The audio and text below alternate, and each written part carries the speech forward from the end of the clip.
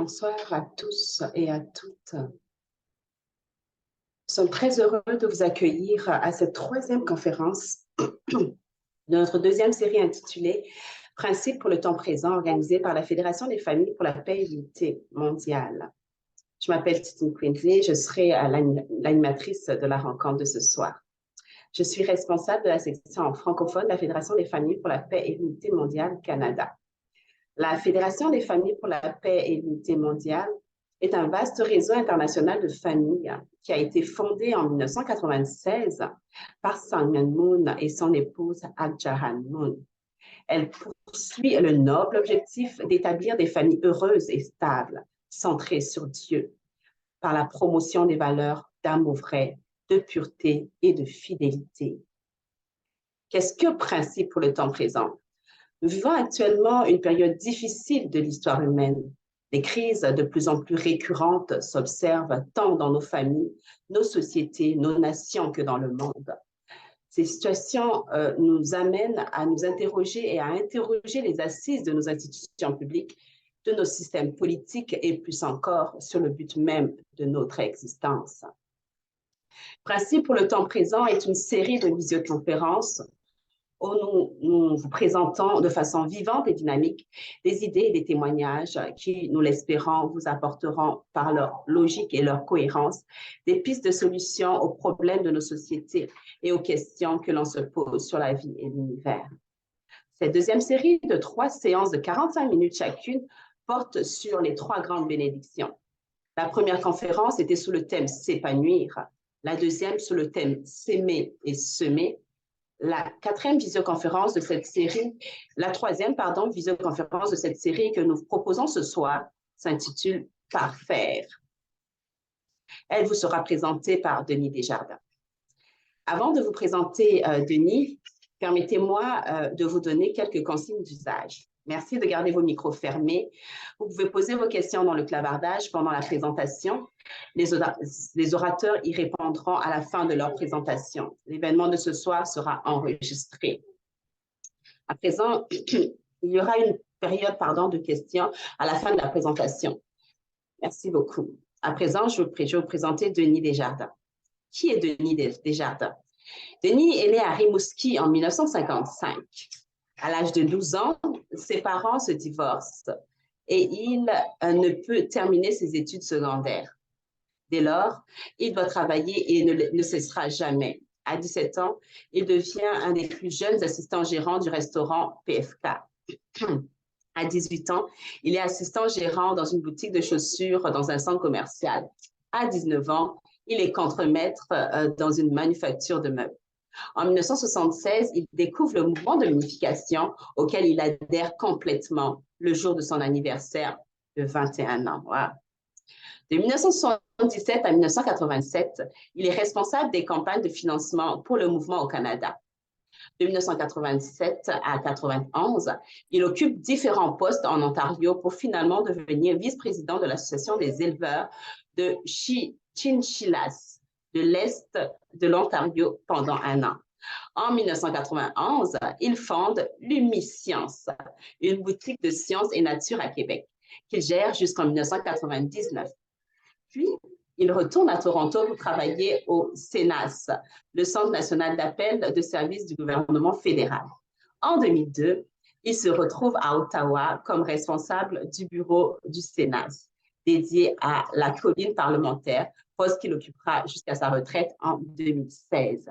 Lui et sa femme vivent actuellement à Drummondville. Denis, c'est à toi.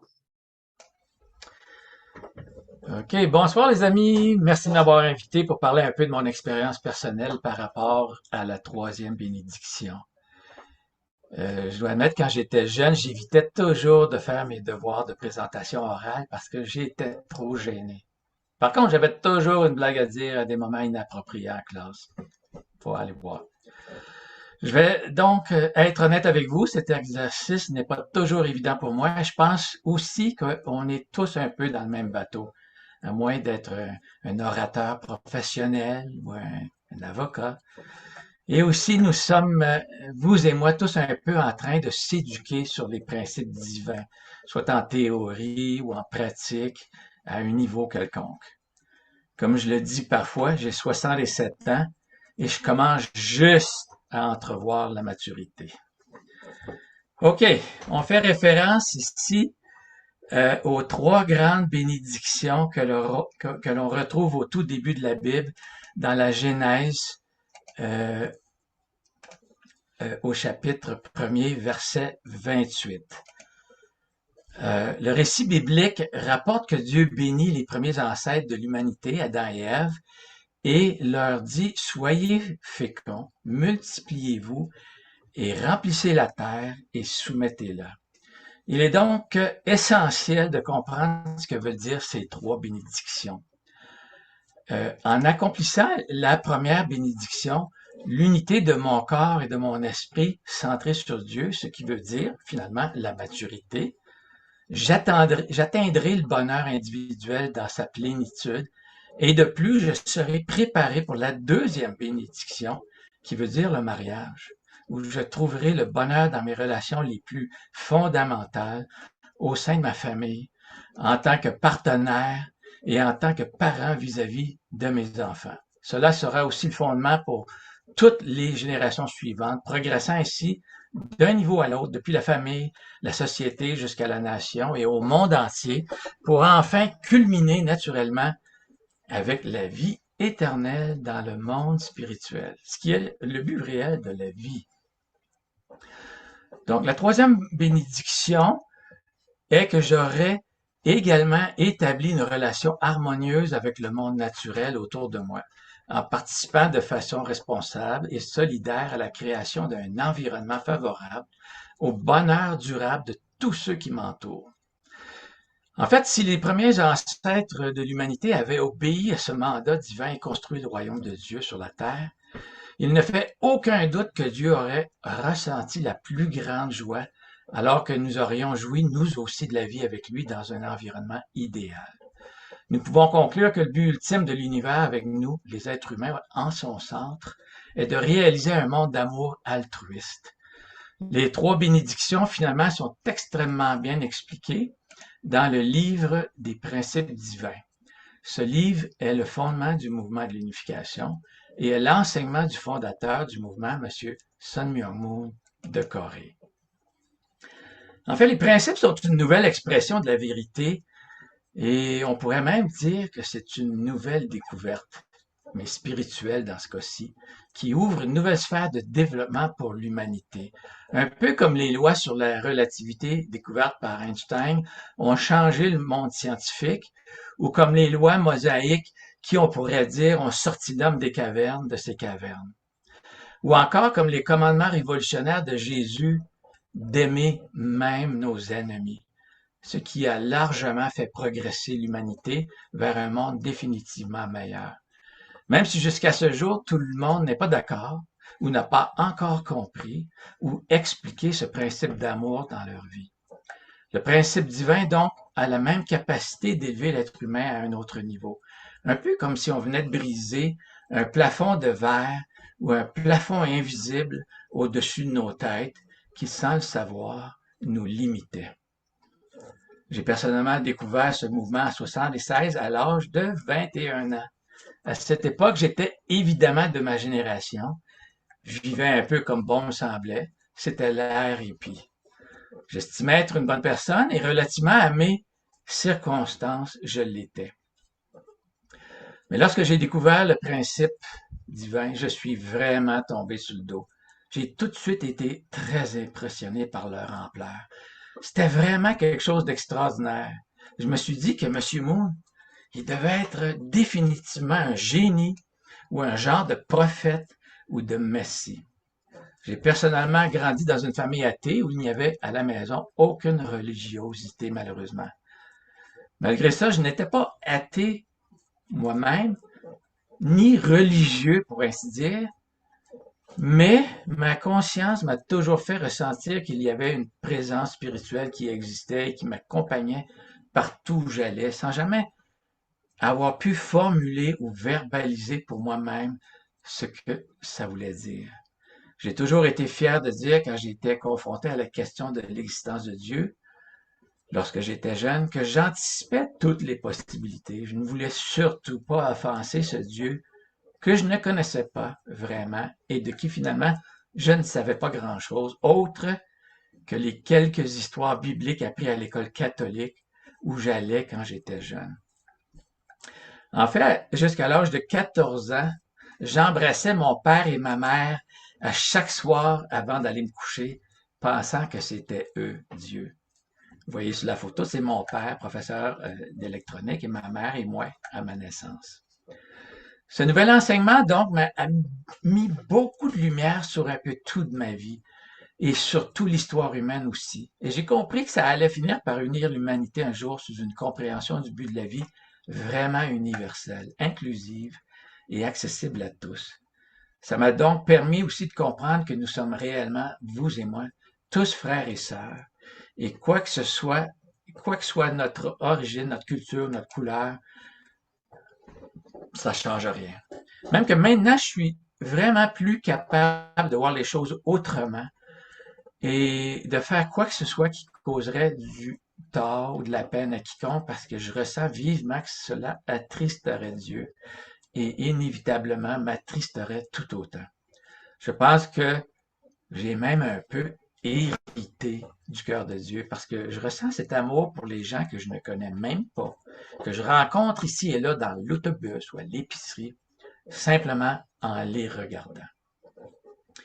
Une de mes révélations personnelles, en fait, est que Dieu n'est pas seulement omniprésent, omniscient ou omnipotent, mais il est surtout omnisensible. Je ne peux pas vous dire combien de fois dans ma vie j'ai ressenti son amour et sa peine et sa tristesse.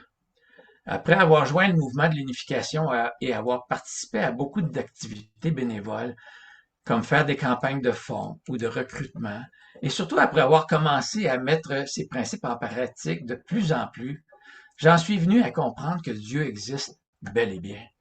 Si c'est difficile parfois de le percevoir, c'est simplement qu'il est invisible et parce qu'il s'est totalement projeté dans sa création et l'univers. Il voulait vivre à travers nous. Nous sommes censés incarner Dieu comme nous pouvons le lire dans le Nouveau Testament, dans 1 Corinthiens chapitre 3, verset 16, par exemple. Et nous sommes un peu comme les cellules de son corps, finalement. C'est à nous d'apprendre à le laisser agir à travers nous pour le bien. Les trois grandes bénédictions sont en fait ce que Dieu lui-même a réalisé en premier lieu. Dieu, en tant que la première personne de l'univers, en fait, est parfait. Il est aussi l'être ultime, réunissant en lui toute la féminité et la masculinité. Il a voulu avoir des enfants et créer un monde idéal. Ce sont là, en fait, les trois grandes bénédictions.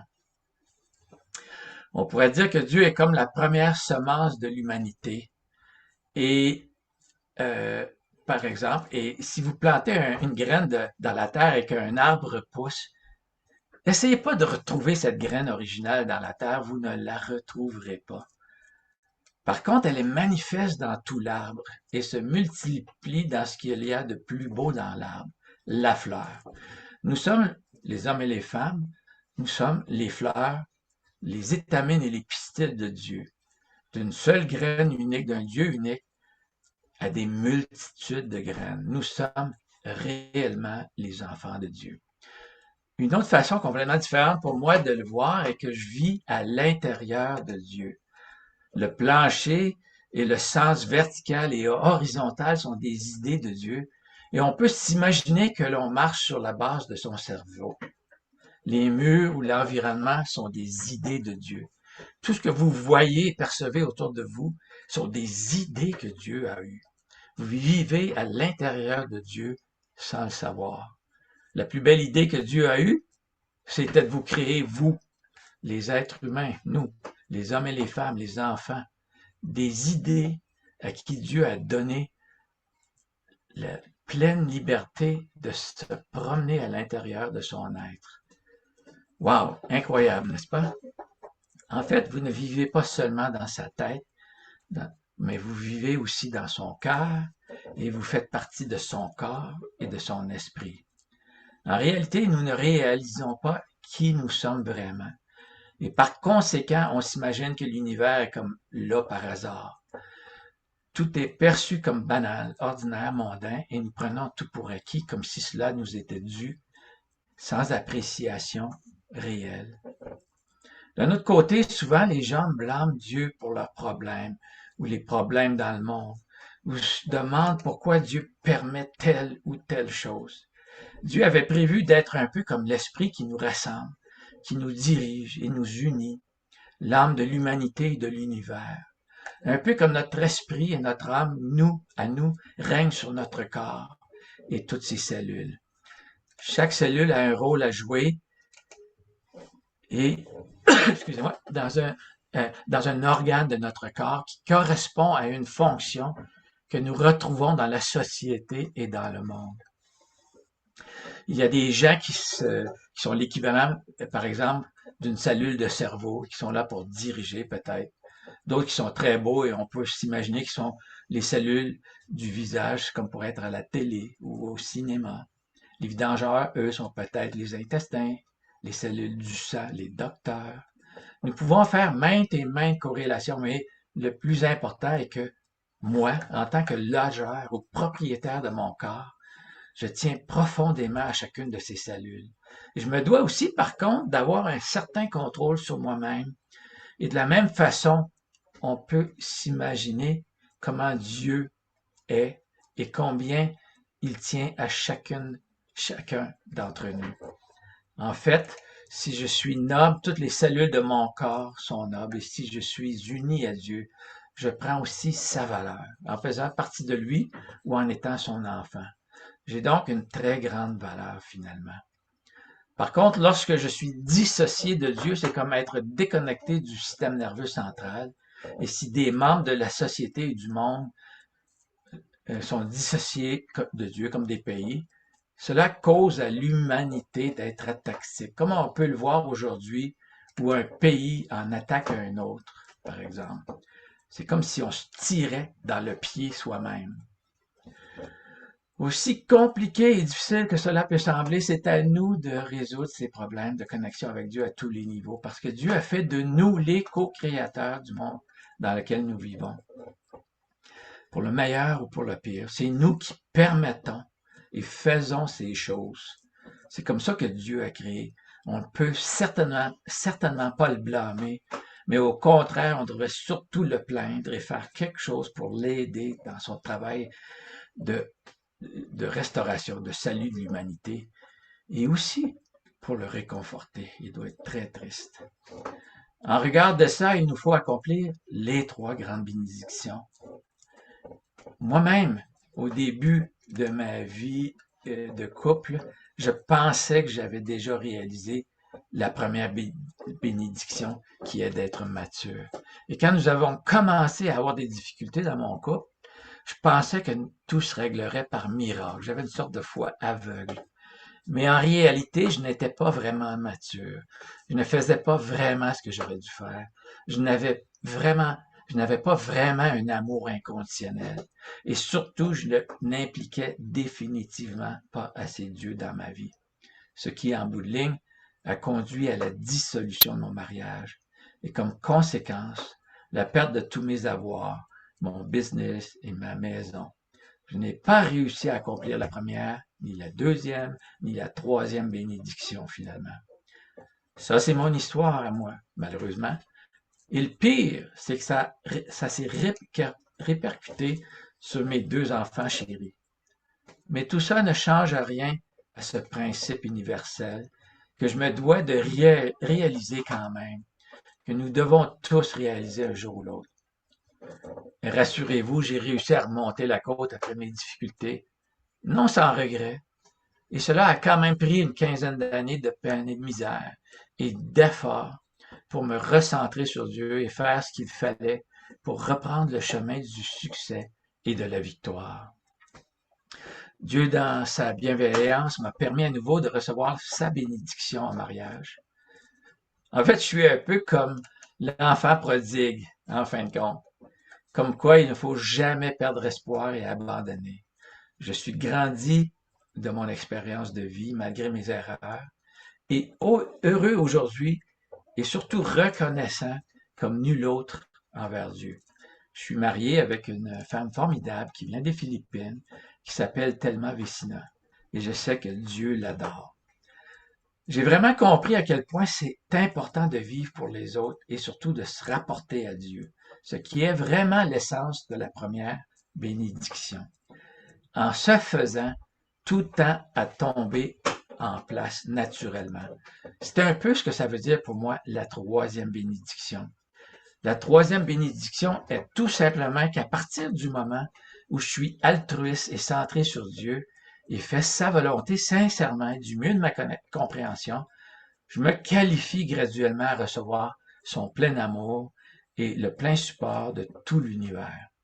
Dans la mesure où les personnes dans un couple sont altruistes et centrées sur Dieu, les choses vont bien aller. Et dans la mesure où nous sommes égocentriques, égoïstes et inattentifs à Dieu, ça va certainement mal aller. Alors, à partir du succès de notre couple, cette deuxième bénédiction, la troisième bénédiction, s'est aussi réalisée à nouveau naturellement dans ma vie. Nous vivons en harmonie avec notre environnement aujourd'hui, avons une belle maison et tout ce dont nous avons besoin. Et surtout, nous incluons Dieu, le Parent céleste, dans notre vie. L'intention originelle de Dieu pour notre vie n'était pas que ce soit difficile, mais à cause du fait que nous avons hérité de la nature déchue des premiers parents de l'humanité, Adam et Ève, ça l'est devenu. Alors, notre environnement aurait dû, en fait, supporter totalement notre croissance vers la perfection et notre unité avec Dieu. Nous vivrions aujourd'hui une vie totalement pure, marchant et parlant avec Dieu. Nous serions un avec la nature et avec toute la création. Nos sens spirituels aussi, qui sont en fait les mêmes sens que nos sens physiques, mais qui se rapportent à notre corps physique qui vit déjà dans le monde spirituel. Il serait ouvert et tous les esprits visibles, et ce serait normal, ce serait une très bonne chose. En fait, il n'y aurait aucune maladie, ni de maux non plus. La science serait 1000 fois plus avancée qu'elle l'est aujourd'hui. Les couples seraient formés par Dieu à travers nos propres vrais parents, et il n'y aurait aucun doute sur leur bien fondé. Finalement, ça serait la paix, le plaisir, la joie et le bonheur partout, tout le temps. Nous n'aurions aucune difficulté à trouver notre place dans le monde. Voilà. Je sais que ça semble utopique, mais le potentiel est là, a toujours été là, et c'est la volonté et le désir de Dieu que nous réalisions les trois grandes bénédictions. Mais c'est à nous de le voir et de le réaliser. Merci de votre attention. Merci beaucoup, Denis. Merci pour ce beau partage. C'était vraiment très, très inspirant. À présent, on va passer à la phase des questions. J'ai des questions dans le canardage ici. La première question, il y en a quand même pas mal. Dieu a créé le monde. Comment peut-on être co-créateur?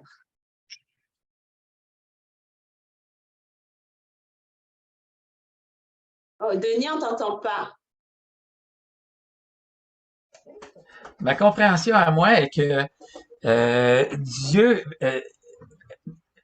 n'est pas là pour micro-gérer nos vies. En fait, il nous a créés avec le potentiel d'être à son image, un peu comme lui. Et il nous a donné du bois. C'est à nous de faire des meubles et des maisons. Il nous a donné des matériaux.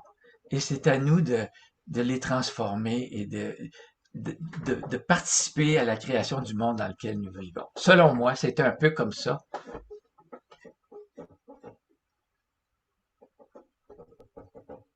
Merci beaucoup. La prochaine question, c'est quand on est une bonne personne, que peut-on faire de plus pour faire plaisir à Dieu? Une chose est certaine, selon ma présentation, c'est surtout accomplir les trois bénédictions. Ça veut dire vraiment trouver Dieu dans sa vie. Je veux pas dire être ami avec Dieu, mais on a toujours un genre de dialogue interne. Alors, il faut élever notre dialogue interne pour se rapprocher de Dieu. Et je pense en se faisant, tout va plus tomber en place dans nos vies et comme ça, on va pouvoir accomplir de grandes choses. Pourquoi les pays n'arrivent pas à s'entendre pour régler les problèmes climatiques? Ça me fait penser aux dents de sagesse.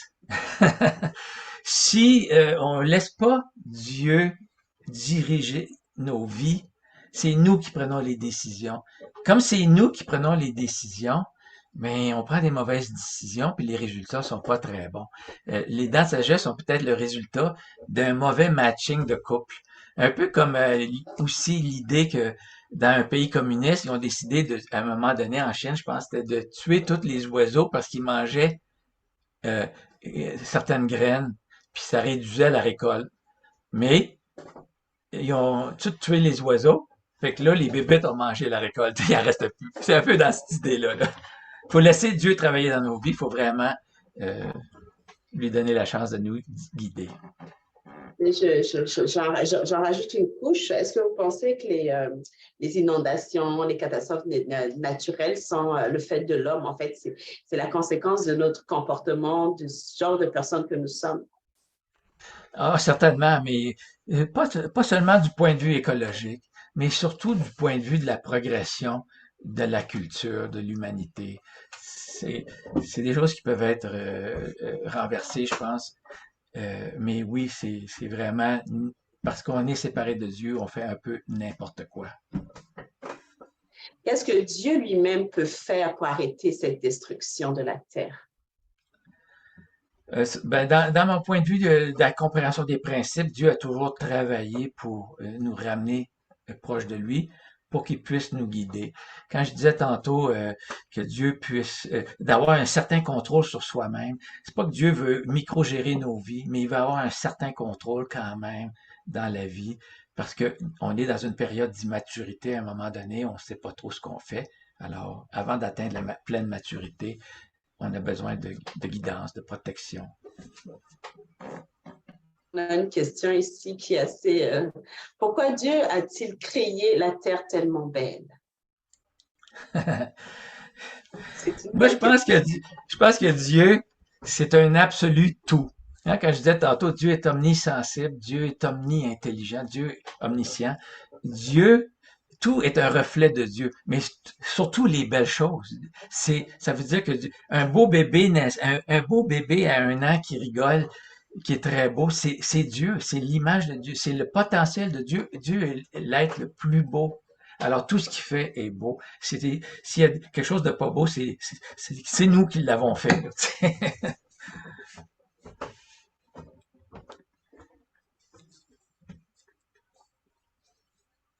excusez-moi, c'est beau d'entendre ta relation avec Dieu. Comment est-ce que tu le perçois? Excusez-moi, il y a un petit peu de bruit ici.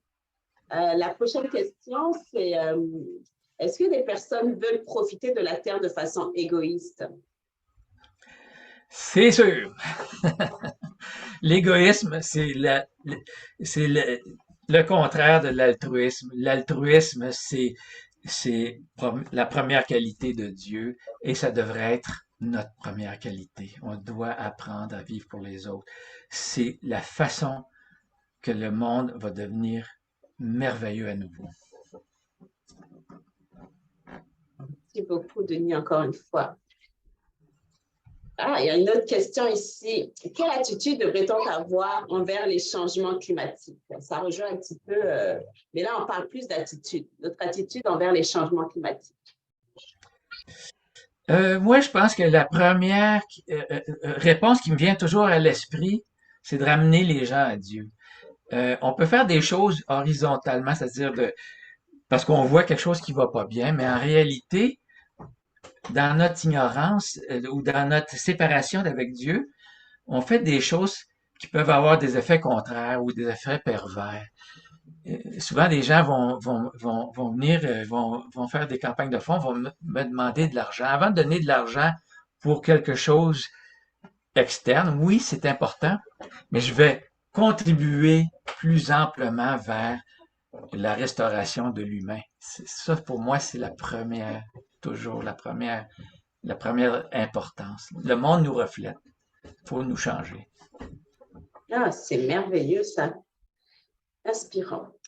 Est-ce que les gens ressentent la présence de Dieu dans la création? J'espère que oui. Moi, en tout cas, oui. J'ai l'impression, comme je disais tantôt, d'être dans la tête de Dieu, dans le corps de Dieu. Ce qui m'entoure, c'est Dieu. Je fais partie de lui, puis lui, il est là, puis il me donne toutes sortes de choses. C'est peut-être pour ça aussi que je suis à l'aise dans le monde physique. Je trouve tellement facilement que tout est beau. J'ai toujours été émerveillé personnellement par tout le monde, ce qui me rend très gêné. Je regarde tout le monde, je suis là, oh, ils sont tellement beaux, je comprends pas. Ça se sent dans tes propos. Alors, c'est facile d'être idéaliste et optimiste, mais est-ce que le monde actuel ne va pas à sa perte? Ah, on a un pessimiste qui nous pose une question assez... est-ce que le monde actuel ne va pas à sa perte? Je me rappelle d'avoir lu dans la Bible à un moment donné, une génération vient, une génération part, mais la terre existe pour toujours. Je pense que Dieu ne nous abandonnera pas, même si il y a des fois des catastrophes comme des pays qui en attaquent d'autres puis qui tuent des milliers de gens. Dieu va un jour accomplir son idéal. C'est à nous de l'aider puis d'accélérer les choses. Je pense que je partage ta conviction ce soir. Ah, merci. Alors, il y a une autre question ici. Que peut-on faire individuellement ou dans nos familles pour améliorer la situation?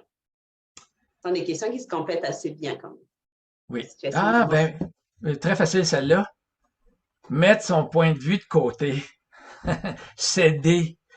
C'est le plus important, moi, j'ai appris dans ma vie, puis je le disais parce que j'ai été marié une deuxième fois, la première fois. Aujourd'hui, je sais pertinemment mettre l'autre avant soi. Toujours. Le reste n'est pas important. Les détails, d'avoir raison n'est pas important, même si on a raison. C'est pas ça qui est important. L'important, c'est l'atmosphère céleste dans laquelle vous devriez vivre. La présence de Dieu, l'atmosphère dans laquelle on vit. Alors, pour ce faire, faut céder, faut laisser, faut être altruiste réellement, pas juste théoriquement. Il faut vraiment le faire. Je pense que ce soir, les gens ne vont pas arrêter de te poser des questions. On va y passer la soirée. C'est tellement inspirant, Denis. Merci beaucoup. Y a-t-il une différence entre une personne qui a atteint la perfection, comme la Bible nous le demande dans Matthieu 5, 48, et Jésus-Christ? Ah, on rentre vraiment dans la Bible. Il y a bien des gens qui regardent Jésus puis ils pensent que c'est. Il y en a qui pensaient que c'était un criminel. Ça paraît pas visiblement dans la personne. Mais la personne qui se rapproche de Dieu elle-même, elle voit une très grande différence. Euh, dans un monde de lumière, moi j'ai eu des moments où j'ai expérimenté la présence de Dieu. Tout est extrêmement beau, lumineux. Mon meilleur ami, celui qui m'a introduit au mouvement de l'unification, m'a dit une fois, j'ai fait une condition de jeûne pour expérimenter le cœur de Dieu. Et après sur 3 jours de jeûne, il a expérimenté le cœur de Dieu. C'était tellement intense qu'il me dit, il est obligé de demander à Dieu d'arrêter parce qu'il pensait qu'il allait mourir de cette expérience. Fait que la présence de Dieu, faut s'y habituer graduellement parce que c'est très intense, ça peut devenir de plus en plus intense. Et c'est très difficile pour beaucoup de gens parce que faut mettre beaucoup de choses en question. Il faut se remettre en question, nos idées en question. Mais quand Dieu est présent, euh, tout est clair, tout est vibrant et lumineux. Merci beaucoup, Denis. Y a-t-il non, il y a une autre question. Comment peuvent se réconcilier les gens qui n'ont pas le même point de vue sur Dieu, sur la vie et sur l'univers? Il faut s'instruire chacun, il faut apprendre sur tout le monde, il faut s'ouvrir, il faut rester ouvert. Et puis, il y a des personnes qui sont athées. Moi, je crois que le principe divin peut rejoindre même les personnes athées. À un moment donné, je faisais du travail sur le campus universitaire de Toronto, l'Université de Toronto. Et puis, il y a un athée qui est venu me confronter et je lui ai expliqué le lien entre l'énergie première universelle qui fait des petites boules selon la théorie de la relativité d'Einstein. Alors, je suis parti de là et j'ai expliqué que euh, la volonté est le fruit de l'interaction entre l'intellect et les émotions et l'énergie, autant que la matière peut avoir un intellect et une émotion.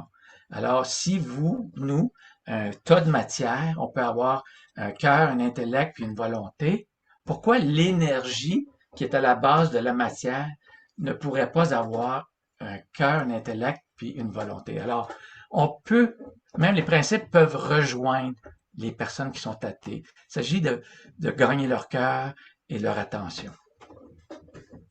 Merci beaucoup. Et enfin, nous avons une dernière question. Je ne sais pas trop si c'est une question, je pense que oui. Omnisensible est un nouveau concept. J'ai peut-être inventé le mot, là, mais ça a été mon expérience. Je pense que parfois, Dieu est tellement sensible, tellement pur, que même lui doit se retirer. Nous, on est très brut, on est très mondain, on est très insensible à sa présence. On marche, comme je disais dans son cerveau, on marche puis on piétine, puis on, tu sais, on voit des gens qui crachent par terre, on voit des gens qui, tu sais, qui font, ouais, tu comprends ce que je veux dire? Oui, en effet. Merci beaucoup, Denis. On espère te revoir à une autre occasion, à l'occasion de nos prochaines conférences. C'était vraiment très, très inspirant et j'espère que les personnes présentes ce soir ont été en mesure de puiser et puis de s'inspirer et d'apprendre à travers ton expérience. Merci beaucoup. Alors, merci à vous d'avoir participé à cette visioconférence ce soir. Si vous voulez en savoir plus sur les enseignements de la Fédération des familles pour la paix et l'unité mondiale, sur la bénédiction et sur nos activités, nous vous invitons à consulter notre site Internet au www.unificationcanada.org. Vous pouvez communiquer avec nous également en tout temps via notre adresse courriel ffpum.quebec@gmail.com. Prenez contact avec la personne qui vous a invité pour toute question. Nous organiserons le 11 décembre prochain à Montréal la célébration de l'amour frais, au cours de laquelle vous serez invité à recevoir la bénédiction et à joindre ce grand réseau de familles pour la paix. Les détails sur le lieu et l'heure de l'événement vous seront communiqués ultérieurement. Merci beaucoup d'avoir été là ce soir. Je vous souhaite une agréable soirée à tous.